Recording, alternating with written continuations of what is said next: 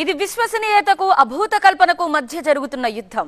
తర్వాత సంగతి తర్వాత, ముందు ఓట్లు పడితే చాలన్నట్లు కూటమి మేనిఫెస్టో ఉంటే తాను చేయగలిగిందే చెప్తానంటూ మేనిఫెస్టో రిలీజ్ చేశారు సీఎం జగన్. ఇంతకీ కూటమి హామీల అమలు సాధ్యమేనా? పబ్లిక్ టాక్ ఎలా ఉంది?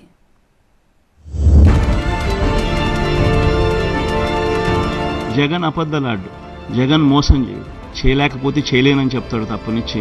పేదలకు ప్రేమించే విషయంలో జగన్ వేసినన్ని అడుగులు బహుశా రాష్ట్ర చరిత్రలో ఎవరు వేయరు.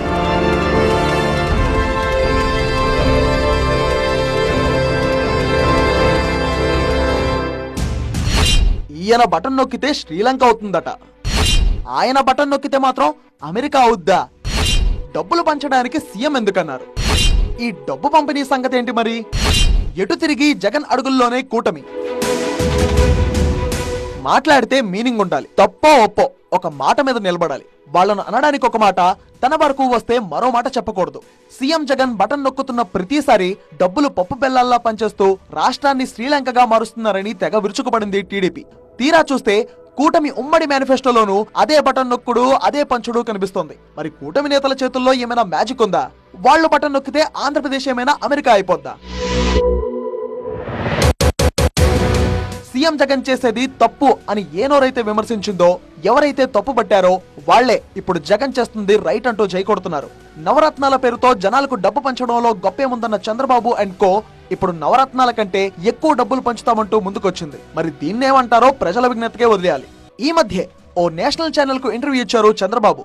ఏం చేస్తాం, ప్రజల సంతృప్తిని కూడా చూసుకోవాలిగా అని అర్థం వచ్చేలా ఓ స్టేట్మెంట్ కూడా ఇచ్చారు.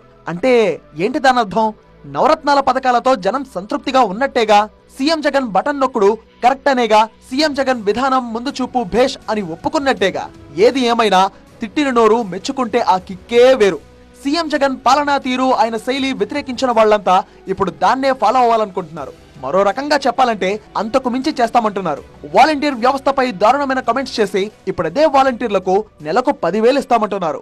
ఓవరాల్ గా నాడు జగన్ ను విమర్శించిన వాళ్లంతా ఇప్పుడు అదే జగన్ ను ఫాలో అవుతున్నారు. బటన్ల నొక్కుడు పనిచేయదని ప్రశాంత్ కిషోర్ కూడా కమెంట్ చేశారు. ఇప్పుడు కూటమి కూడా అదే చేస్తా అంటోంది. మరి జగన్ పాలనా విధానాన్ని విమర్శించిన వాళ్ళు ఇప్పుడు కూటమిని అనడానికి ముందుకొస్తాయా? ఒకటి మాత్రం నిజం, ప్రతిపక్షాల సైతం తను నడిచిన అడుగుల్లోనే, తను చూపిన వెలుగులోనే నడవక తప్పని పరిస్థితి కల్పించారు సీఎం జగన్. ఈ 5 ఏళ్లలో జగన్ ప్రభుత్వం ప్రవేశపెట్టిన ఏ ఒక్క పథకాన్ని కూడా తీసేయడానికి వీల్లేనంతగా ప్రజల్లోకి తీసుకెళ్లారు ఆయన. అందుకే అంతే ధైర్యంగా మరోసారి అవే నవరత్నాలను రివైజ్డ్ అండ్ ఎన్లార్జ్ ఎడిషన్ తో కొనసాగిస్తామని హామీ ఇచ్చారు సీఎం జగన్. నవరత్నాలను ప్రతిపక్షాలు విమర్శించని రోజే లేదు. కారణం, ఎలాంటి మధ్యవర్తులు లేకుండా నేరుగా పేదల అకౌంట్లోనే డబ్బులు చేరుతున్నాయి. పైగా పథకాలు అందని సెక్షనే లేదు. అన్ని వర్గాలను టచ్ చేస్తూ పథకాలు అమలు చేశారు సీఎం జగన్. చివరికి కరోనా మహమ్మారి సమయంలోనూ, గడప దాటని పరిస్థితుల్లోనూ గడప దగ్గరికే వచ్చి పెన్షన్లు ఇచ్చేవారు. పథకాల డోర్ డెలివరీ జరిగింది. ఆ సమయంలో కారణాలు వెతకలేదు, సాకులు చూపలేదు. జగన్ చెప్పాడంటే చేస్తాడంతే అనే ప్రజల నమ్మకాన్ని నిలబెట్టారు. 130 సార్లు బటన్ నొక్కి 2,70,000 కోట్లు నేరుగా అక్క చెల్లెమ్మల ఖాతాల్లో పంపించారు. కానీ టీడీపీ హయాంలో పథకాల అమలు ఇలా జరగలేదన్నదైతే నిజం. చెప్పిన నవరత్నాల్లో ఏ ఒక్క పథకం ఆపేసి ఉన్నా ఈ పాటికి ఆ పథకంపై రచ్చ రచ్చ చేసేది ప్రతిపక్షం. కానీ ఆ ఛాన్సే ఇవ్వలేదు సీఎం జగన్. బట్ 2014 నాటి కూటమిని విమర్శించే ఛాన్స్ టీడీపీనే ఇచ్చింది.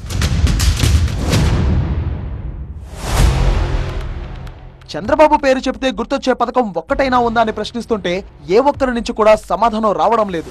మేనిఫెస్టో పేరుతో ఎన్ని పథకాలు తీసుకొచ్చినా వాటిని అమలు చేసే చరిత్ర టీడీపీకి లేదనే ప్రచారం ఉంది. 87,000 కోట్లతో రైతుల రుణమాఫీ, 14,000 కోట్లతో పొదుపు సంఘాల రుణమాఫీ, చేనేత పవర్లూమ్స్ రుణాల మాఫీ, ఆడబిడ్డ పుట్టిన వెంటనే మహాలక్ష్మి పథకం కింద 25,000, ఇంటింటికి ఉద్యోగం ఇవ్వలేకపోతే నెలకు 2,000 రూపాయల నిరుద్యోగ వృత్తి, అర్హులైన వారందరికీ 3 సెంట్ల ఇంటి స్థలం, 10,000 కోట్లతో బీసీ సబ్ ప్లాన్ ఇవన్నీ ప్రకటించింది టీడీపీనే. వీటిలో ఏ ఒక్క పథకాన్ని చంద్రబాబు అమలు చేయలేదని గుర్తు చేస్తున్నారు సీఎం జగన్. కానీ తాను మాత్రం చెప్పిన దానికంటే మించే చేశా అన్నారు. రైతు భరోసా కింద ప్రతి రైతుకు 50,000 రూపాయలు ఇస్తామని 2019లో చెప్పినప్పటికీ ఈ 58 నెలల్లో 67,500 రూపాయలు ఇచ్చారు. అంటే చెప్పిన దానికంటే ఎక్కువే రైతులకు ఇచ్చారు సీఎం జగన్. లేటెస్ట్ గా రిలీజ్ చేసిన ఉమ్మడి మేనిఫెస్టో అమలు సాధ్యం కాదు అనే వాదన కూడా చాలా బలంగా జరుగుతోంది. కూటమి చెబుతున్న హామీలన్నీ అమలు చేయాలంటే కనీసం 1,21,619 కోట్ల అవసరమవుతుందని స్వయంగా సీఎం జగనే లెక్కవేసి చెప్పారు. అందులోనూ సీఎం జగన్ అమలు చేసిన కొన్ని పథకాలను ఎవరైనా సరే కంటిన్యూ చేయాల్సిందే. వసతి దీవెన, విద్యా దీవెన, ఆరోగ్యశ్రీ, సంపూర్ణ పోషణం, ఉచిత బియ్యం, రైతులకు ఉచిత విద్యుత్, గోరుముద్ద ఇలాంటి పథకాలకు ఖచ్చితంగా 29,100 కోట్లు ఖర్చు చేయాల్సిందే. భవిష్యత్తులో వీటి ఖర్చు ఇంకా పెరుగుతోంది కూడా. ఇలా కూటమి ఇచ్చిన హామీలకు తోడు జగన్ ప్రవేశపెట్టిన పథకాలు కూడా కొనసాగించాలంటే ఏడాదికి 1,50,718 కోట్ల అవసరం అవుతాయన్నది వైసీపీ వాదన. తాను ఎంతో కష్టపడి పర్ఫెక్ట్ గా ప్లాన్ చేస్తేనే 70,000 కోట్లు ఖర్చు అవుతుంటే హామీలు అమలు చేయడానికి 1,50,000 కోట్లు తీసుకురావడం సాధ్యమేనా అనే ప్రశ్న వినిపిస్తోంది. మరి 1,50,000 కోట్ల రూపాయలతో ఆయన సూపర్ 6 అంటాడు, సూపర్ 10 అంటాడు. ఈ మాదిరిగా ప్రజలను అడ్డగోలుగా మళ్ళీ మోసం చేసేందుకు అడుగులు ముందుకు వేస్తా ఉన్నారు అని అంటే ఇది సాధ్యమయ్యేదేనా?